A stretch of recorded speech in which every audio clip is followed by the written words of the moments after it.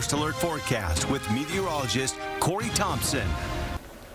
In what year did the United States first try observing daylight savings time? That's your weather-wise question for this, the first day of standard time for the year. Was it 1918, 1966, or rather, let me get this back in order, 1918, 1944, 1966, or 2007? Now, I know that meteorologist Joe Winters asked a similar question yesterday in terms of when did it change? What day did it change? When was the first time the United States gave it a shot? So it would be helpful if I remembered what the answer was yesterday morning, but I don't. And that was only 24 hours ago.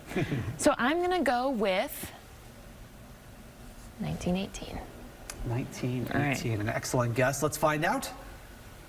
1918 was correct. It was tried during World War I, did not stick forever, tried again during World War II, and then in 1966, the Uniform Time Act made it a national thing with a couple of exceptions. Right. So that's the limit there. In all states, except for, I believe, parts of Arizona and a few other small spaces don't do it, but we do it, of course, here in eastern Iowa. Do you like daylight savings time? No. All right, fair enough. No, I prefer the other way, the way it was yesterday. Fair enough. It is controversial, and today it will be dark very early. Your sun stats for today. Sunrise is happening right now, so that's a nice improvement. We've got more sun in the morning for now, but the sun set at 4:58 tonight. That is really going to come quick. We lost 2.5 minutes of daylight just between yesterday and today, in addition to that hour shift. Now, our fog is the big issue this morning, so as the sun is rising, sometimes the visibility is fairly poor, but that fog will be starting to thin even more rapidly over the next couple of hours thanks to that sunlight, and we will see this dense fog advisory expire in just about an hour and 15 minutes. I'm not expecting it necessarily to be extended in most places after we get past that 8 o'clock hour, as visibilities have always shown some sign of improvement, but they also have shown some variation over the past couple of hours. Cedar Rapids at the airport down to 1/4 mile, Iowa City up to 1 mile at the airport, but Oskaloosa now reporting 0 visibility. So again, it's that thin fog that will be sort of coming and going over the next couple of hours. View from our Prairie du Chien City Cam shows how patchy it is. In the mid distance here, you can see part of the city in the very foreground, more fog toward the river, more fog as well. Temperatures are in the upper 20s to around 30. Those visibilities continue to sort of oscillate over the next couple of hours, but really do start to improve after 8 or 9 o'clock. And by the latter stage of the morning, we're not expecting any issue in terms of being able to see out there. That's as skies stay mostly sunny too. The most cloud cover we're going to see is out there right now at the mid and high levels. 51 in Fayette, 54 in Oskaloosa by the afternoon, and that wind out of the south between about 15 to 25. That is a bit of a factor for your day.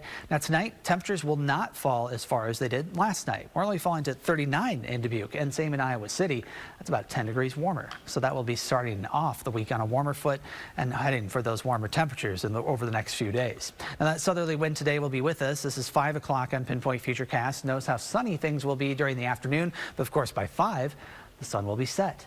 And by later tonight, we'll see a patch of clouds move in from the northwest. This is ahead of a cold front that will be passing by. All it brings is a wind shift, but that northwest wind is temporary tomorrow morning. By midday and beyond, it's more of a westerly wind. So that will still be pulling in those warmer temperatures for the day on Monday. In fact, Monday above normal by a bigger margin, and then Tuesday, the warmest day of the week. But even as things sort of moderate later in the week, we're still going to stay above normal for a period of time. Now, it's late in the week when we have a chance for some more showers. Wednesday looks dry. Thursday looks dry too, but it's Thursday night. Notice a little bit of rain starts to develop here in portions of eastern Iowa, moves off to the east. We catch a bit of a break on Friday before another chance arrives in time for Saturday. Could be a little bit of a wet start to next weekend. Your 9-day has mostly quiet conditions in the meantime. Temperatures will be warming steadily through Tuesday and then a bit of a setback later in the week. It's toward next weekend when we see a bigger drop again, going from the upper 50s to just the mid 40s at best. Overnight lows generally still in the 30s for most of this time, with very few exceptions. Kind of a topsy-turvy week. A little bit, and that's what you get this time of year. It's a transition season, and so there's a little bit of a shoving back and forth before we get into that cold of winter. All right, thanks, Corey. Now